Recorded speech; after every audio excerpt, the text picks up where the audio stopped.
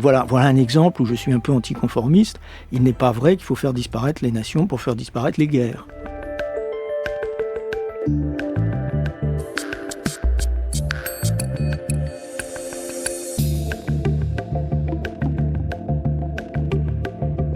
Je considère que comme il y a une passion chez certains, et surtout dans le milieu académique ou idéologique, contre la nation, on se laisse emporter sur des raisonnements qui sont pour le moins contestables.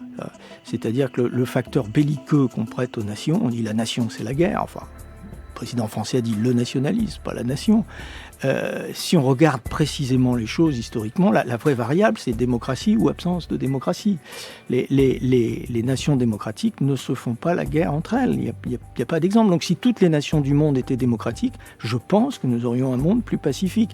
Il resterait certainement des conflits, mais il y en aurait moins. Donc voilà un exemple où je suis un peu anticonformiste. Il n'est pas vrai qu'il faut faire disparaître les nations pour faire disparaître les guerres. Ça serait très bien si c'était vrai, je m'en réjouirais, mais il se trouve que l'examen de l'histoire montre que ça n'est pas vrai. Le facteur décisif, c'est la démocratie.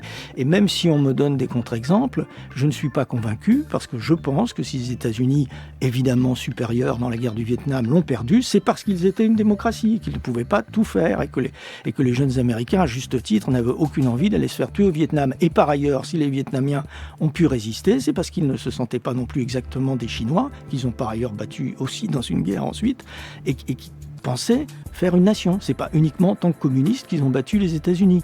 Donc c'est toutes ces questions qui m'intéressent.